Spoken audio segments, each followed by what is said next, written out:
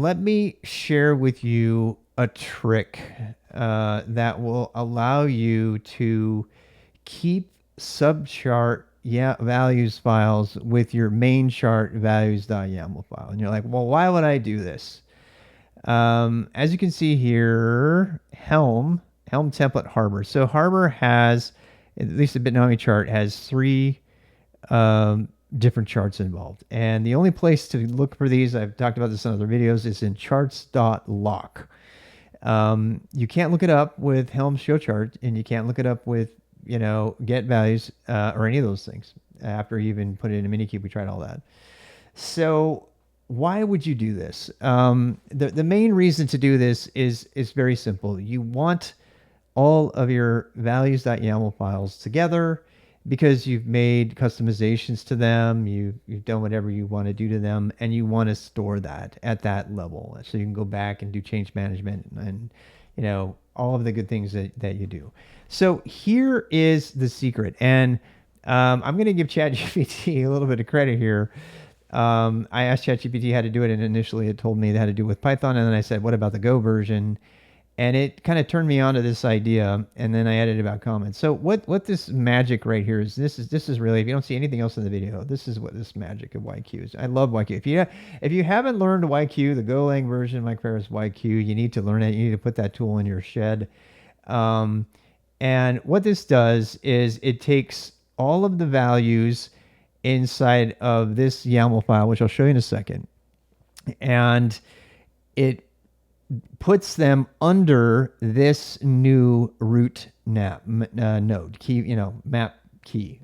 So they're all under Postgres, and then it removes all the comments, and that's just to make it easier to see. Okay, and the same thing here. So why am I doing this in this build script? I'm doing this in the build script because, I could have done that, right? I could have altered the values-postgres file to be all indented, but then I would have been messing with the original file. And how did I get those files? Well, as is documented in my updating section, I actually went into the night trying to make a Helm update.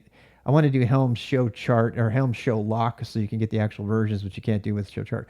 I also wanted to actually Helm show values -- include sub values, but then it would have to coalesce the values. It was really complicated. And the takeaway is, I was like, screw it. I'm not messing with Helm. I'm just going to make my build script do the right thing.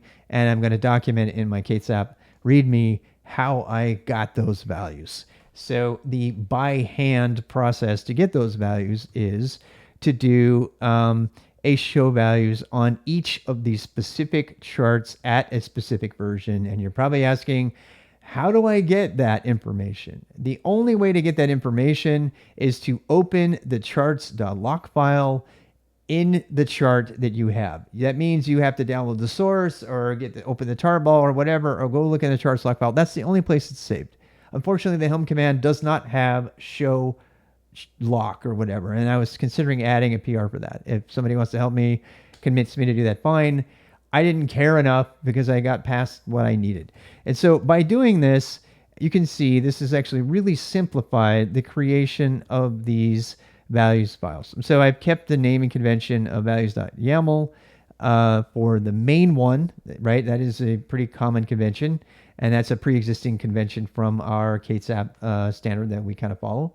And then in order to avoid, omitting or missing data that is in the other values, stuff that was implied but never seen, including the Postgres backup, which is in there, it just has to be enabled, which we recoded because we didn't know it was there. These values files are now being saved. So let's look at those briefly. So in the resources file, you see values Postgres, and this is the reason that I put that fancy YQ command in there, right? Because this is exactly the same values.yaml file you would expect to find if you were KSAPifying Postgres, right? Because because it's not Postgres, because it's a subchart, it is Postgres, but it's it's part of the Harbor project in this case. Then I'm bringing it in. I'm bringing the exact one in, the same exact one, and I validated this by doing get keys after installing the whole thing, so I know it works. But here you got all these beautiful comments, right? And this is where you would find, in this case, you would find the PG dump. This is where I found the PG dump command existed already. There's already a full blown backup in here, but you just had to enable it. In fact, if you go to backup, let me go find it. So here's the backup, and you can actually enable it, set enable to true. It's false by default, right? So now I just go in here and I change this. And next time that I want to update the version, I can just get this values file against the upstream version without any modification to the values file itself. The modification that happens to it happens dynamically when we run build, and that's when it drops the comments and kind of tucks all of that file under the Postgres, and Redis does the same thing, so that when it's combined, and this, by the way, the order matters. The values, you can use -f here if you want instead.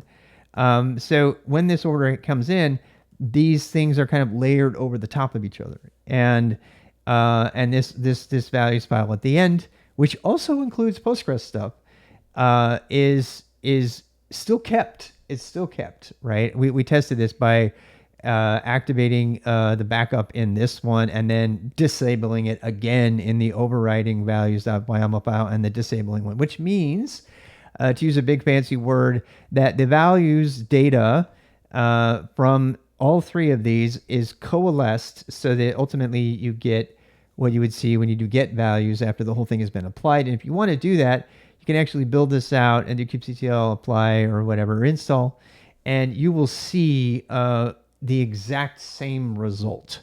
You'll see there will be a Postgres top level node and a Redis post top level node, and it'll have all the data from the original Postgres values file and the Redis values file, and they will all have been combined, coalesced, if you will, together. And I considered, running a little bit of Minikube and doing it all, and then grabbing that combined data and putting it in. But then if you did that, you would lose all of that really useful build information that goes into the values. I mean, the point of pulling the values file out, and this has become a very solid convention in this world, is that all of the documentation about how you would configure your Kubernetes application is in the values file. This is, in fact, so much so that they've got parameters and they've got ways to document the JSON schema and everything in here. So you really don't want to mess with this, and being able to inspect this file at any moment, if you're coming to the project new or something, and you want to know what's going on, you want to read, where do I change the thing, what do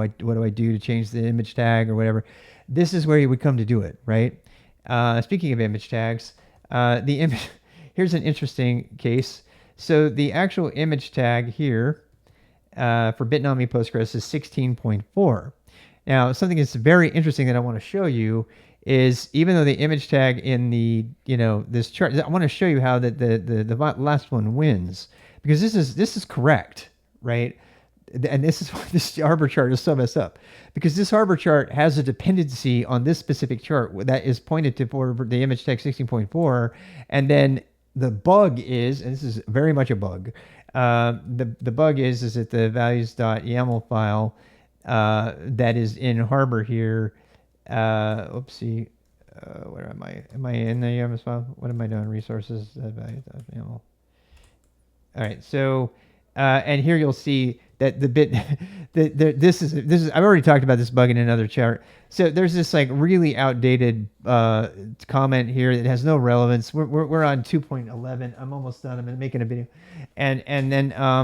and then we've got right here, we've got image docker.io Bitnami Postgres 13.6, right? So this image tag overrides the one in the actual chart, which is listed as a dependency in charts.log, which is totally ass backwards and broken. And you need to fix it yourself if you're going to do that. That's why I found it here. But let me just prove to you that the last one wins. And the way we'll do that is just with a simple YQ command against the Postgres. We'll do Postgres SQL dot image dot tag in the resources. I'm sorry, the manifest, which is the one that was generated with the build command. Where am I? Why you no work? Manifest /base/app.yaml. And oops, that's why I'm using practice. Rob, Oh my God. What? Oh, right. That's not right. All right, right. I did the same thing I did before. We actually need to see if the cron job got added. Okay, so because this is much more verbose, right? So there it is. There's the PG dump thing, and the way you know that this was installed is because it's got PG dump all in here, right? Then that I've already established that that's the way to know that got put in. But that's not what we were looking at. We were looking for the image. So let's go look for what images. Let's actually just grep images out of there. I'm mixing my things up.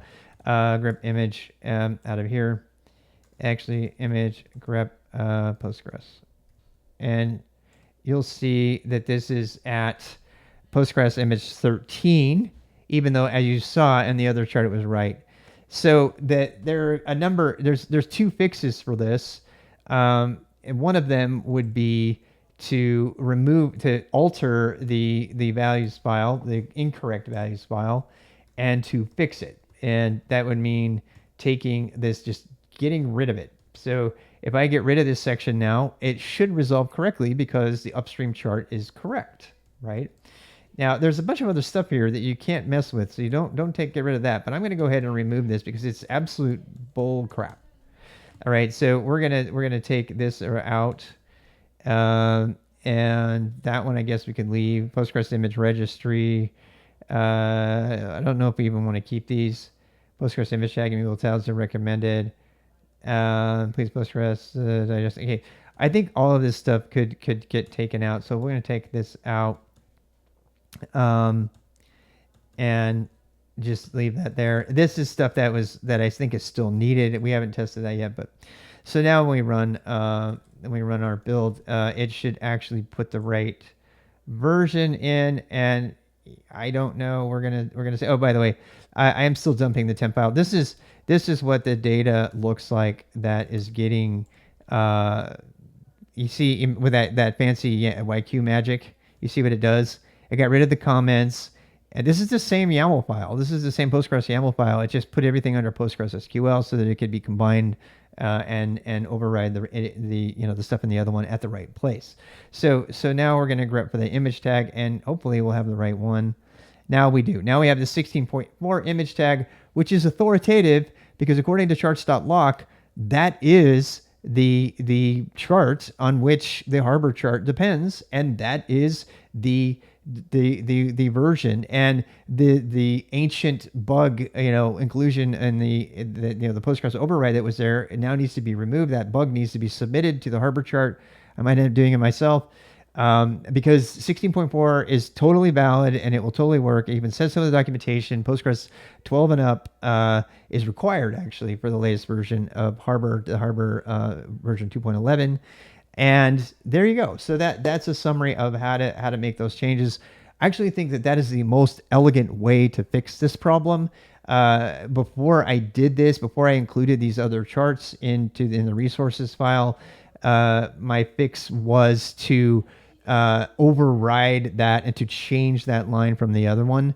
But now if somebody were to do a get diff against the upstream chart values file, they would see that entire section has been taken out, and then they could look at the build file and go, well, what are we actually using for that? And then the answer now is we're using the Postgres upstream chart officially.